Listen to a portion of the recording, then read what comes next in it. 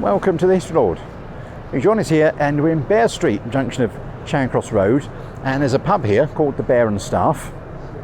And well, there's been a pub here since about 1714, and this actual building dates back to 1878. It does tell me up there. It was rebuilt. It plays a very important role, not just as a local eatery and hostelry where you can get nice drinks. It plays a role in LGBTQ plus history as well. Before it was legal to be homosexual in this country and accepted, gay men and bisexual men could come here and feel safe. It was a safe haven for them. And one of the people who used to drink here is probably someone you've never heard of.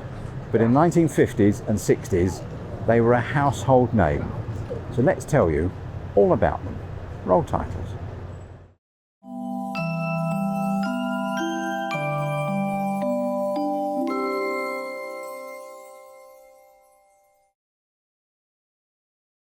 In the early 1960s, I don't think there was anybody who could gather a whole family around a television quite like Mrs Shufflewick. She could provoke a smile from the most grumpy person in the room, and it looked like all generations actually loved her comedy. Yet, this is a celebrity who sold out countless variety halls and summer seasons and pantomimes and large-scale theatres. They won countless television awards, yet they're virtually forgotten today. They performed on every circuit: concert parties, gang shows, music hall, variety, pantomime, gay clubs, drag circuits, working men's clubs, and they were also present at the birth of the new wave alternative comedy scene. Mrs Shufflewick stormed everywhere she worked, and for just 50 years she went from being a national treasure to oblivion. For over 3 decades, Rex Jameson performed as Mrs Shufflewick. The character, a tipsy, ruddy-faced Cockney woman who settled in the snug of her local pub called the Cock and Comfort. A lot of comfort and not much of anything else, she used to say. She drank port and lemon, and she sat primly in her flowery hat and her genuine untouched pussy fur stole. She confessed to boozy shenanigans and bawdy goings-on, and that got herself into lots of scrapes. Rex wrote all of his own material, and he was immaculate with his timing and his delivery. Not only was he the comedian that comedians watched, he was the comedians that they wanted to be. Rex was presumed to have been born in June of 1926 in southeast London because he was found abandoned on the steps of Trinity Hospital in Greenwich. He was adopted by George and Mabel Coster, and they raised him in Southend-on-Sea, where he spent a fairly uneventful childhood. He was picked on, and as a result he spent a lot of his time alone, and he made lone trips to the theatre or the cinema, or to other places like the end of the pier for the concert parties. In 1938, his family moved from Southend to Holloway in London. And for this quiet teenager, who'd grown up amongst the innocents of the seaside, living in wartime London was quite harrowing. And there were also fewer places for him to escape. And since the Blitz, a lot of the cinemas and theatres had closed. But one of those that remained open was the Finsbury Park Empire. Now, Rex wrote about that, about his first encounters. He said, "When I was 14, I went to the Empire every Monday night. I paid 6pence in the gallery. That really put me on the road to show business, because I saw all the stars there. They really were stars in those days. I loved the whole atmosphere of it." Rex was called up to the RAF in 1942, and thankfully he was able to join Ralph Reeder's RAF Gang Show. The RAF Gang Show actually reads like a list of very famous comedians, in no particular order. The stars included Frankie Howard, Terry Thomas, Peter Sellers, Ian Carmichael and Spike Milligan. And Rex toured North Africa, Cyprus and Italy with the Forces show, and his flight sergeant, who just happened to be in charge of his unit, was another up-and-coming comedian called Tony Hancock. Another quote from Rex. Well, when the war ended, Rex decided to turn professional. He was spotted by a chap called Brian Sears, who asked him to audition for the BBC, as he was a producer there. And Rex chose to present what he thought was his strongest live character, who was a comedy vicar. However, the vicar used some ripe language, including telling his congregation to flock off, and that was deemed unacceptable. so Sears advised him to go back and revise his Cockney Char Lady. But on the 4th of May 1950, on Variety Bandbox of all places, Mrs Gladys Shufflewick premiered. The rise to fame was very swift. With such a novelty act, the work came thick and fast, and he was constantly on the radio for programmes such as Midday Music Hall, Workers' Playtime and London Nights, etc. In fact, in his first professional year on the radio, he could be regularly heard on 10 different shows. And the popularity of the 50s radio stars led the audiences to want to see them in the flesh. So Rex signed up with a variety agent, Joe Collins, and his first tour was opening early evening for the erratic Dorothy Squires. And after that, he'd go on to perform in late-night cabaret spots at other venues such as the Embassy, Talk of the Town or the Astor. Rex's act of Mrs Shufflewick was still in its early stages, and the character was, in the early days, was outwardly prim and proper. There was a smattering of saucy tales, and they always ended with a sentimental monologue that was half sung and half spoken. He eventually caught the attention of a chap called Vivian Van Dam, who was the general manager of the place behind me, the Windmill Theater. It's no longer a theatre, it has different forms of entertainment now, but at the time it was a notorious place. They did something called Revue de Ville, which was a rolling review show from 2:30 in the afternoon to 11 o'clock in the evening. It's also where a multitude of wonderful comedians started their career, and it is a veritable who's who of comedians in the 50s through to the 90s. So people like Bruce Forsyth, Barry Cryer, Tony Hancock, who we mentioned earlier, Peter Sellers, Mike Minogue, etc. They all started their career here, Harry Seacombe as well, and Rex was no different. So Mrs Shufflewick came here and perfected his act. Between acts, however, or between the comedians going on, there would be a tableau vivant. So a tableau vivant was as it says, it's a tableau, so it was a statuesque type pose, and ladies were in various states of undress. And this is why it became the reputation. Their slogan throughout the Second World War, the Windmill, was "We never close." And apart from the little start of the start of the war, they really didn't close. They went through the entire Second World War entertaining soldiers. Anyway, back to Rex and Mrs Shufflewick.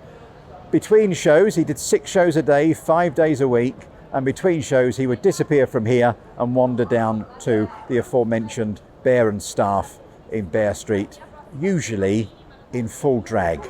And that's why he was known, inside and outside of his costume, simply as Shuff. Rex's career was at its height by 1955, and he'd been reunited with his early mentor Ralph Reeder for a television show called It's a Great Life, which also starred a very young Terry Scott. For this, Rex was awarded the Daily Mirror TV Personality of the Year, and he also co-starred in a very successful new radio show called Pertwee's Progress with John Pertwee, who went on to become the 3rd Doctor Who. But the crowning jewel in 1955 was being given a summer season at the Winter Gardens, Blackpool. That was every comedian's dream booking. While he was in Blackpool, a Granada television producer saw his performance, and he paired him with another great comic called Norman Evans for another television show. And Norman Evans was famous for his over-the-garden wall character called Fanny Fairbottom, and Rex truly was a fan. In fact, Rex says about this, "Norman was a wonderful person. He was so easygoing and a brilliant comic. You would have thought the two of us clashed, 2 drag characters, but he was unique and no one else could do his routines. We got on very well together, and it was northern and southern comedy on TV together, and it just merged." Now, everyone was aware of different regional tastes in comedy at the time, but Rex had cracked this with Mrs Shufflewick, and he was able to play both north and south of the country. And for the next 4 or 5 years, his agent, Joe Collins, had him booked in everywhere. And the constant touring meant that Rex was rarely at home. He actually rented a room from another great comic character called Hilda Baker, and he shared the house with her and her pet monkeys. As Rex was spending more time on the road, sadly he was spending more of his money on gambling and alcohol. Now, it is claimed that the death of variety took place on April the 12th, 1962, when the Metropolitan Theatre in the Edgware Road, London, closed. The Met, as it was affectionately known, was London's foremost music hall, and the performers came out of the woodwork to say farewell to it. But it was the TV Times Personality of the Year and this theatre legend, Mrs Shufflewick, who closed the night. Sadly too, by this time it looked like Rex was on his way out as well.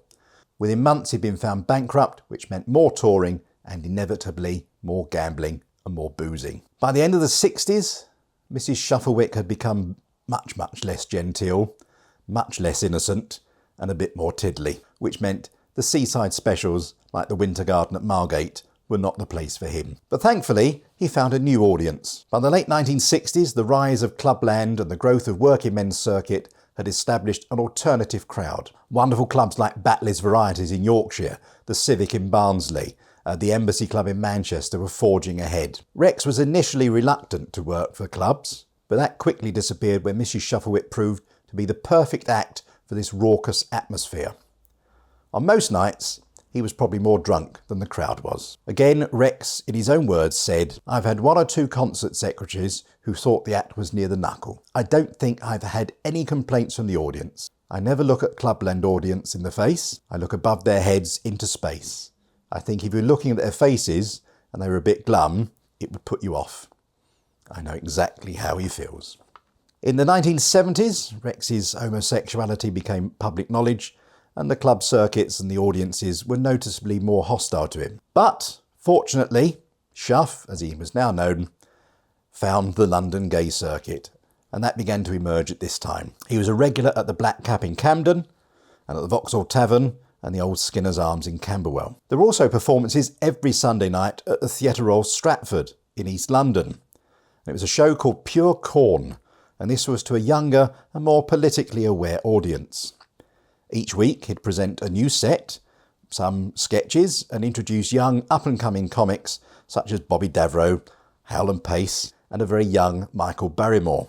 It was on Sunday, March the 5th in 1983, that Rex, as Mrs Shufflewick, had finished a show at the Black Cap in Camden, and on his way out of there he suffered a heart attack. He was taken to Royal Free Hospital, where he sadly died at the age of 59. His funeral was attended by over 500 people at the Golders Green Cemetery, and they all sang a rousing rendition of "My Old Man Said Follow the Van," which in all accounts was a magical experience. Now, I do have a quote here that I found about, a couple of quotes I found about Shuff. The late Roy Hudd said that all those who turned up at his funeral indicated that he was much loved and would be greatly missed, and he said, "What a pity they didn't show their affection in a more tangible forms while he was still with us." Words to live by there, I think. But my favourite quote about Mrs Shufflewick has got to be this, that Mrs Shufflewick was conceived in variety, born on radio, grown on television, and ripened in live entertainment. Mrs Shufflewick was a unique creation. Well, I'll go as far as saying that Rex Jameson was evergreen and sometimes blue, but would always be Mrs Shufflewick to me. Thanks for watching. This has been our 250th video. So thank you very much over the last 4.5 years, 5 years of watching the channel. We do appreciate it. We hope you continue to watch. We hope we can continue making these videos for you. While you still enjoy them, we hope we can.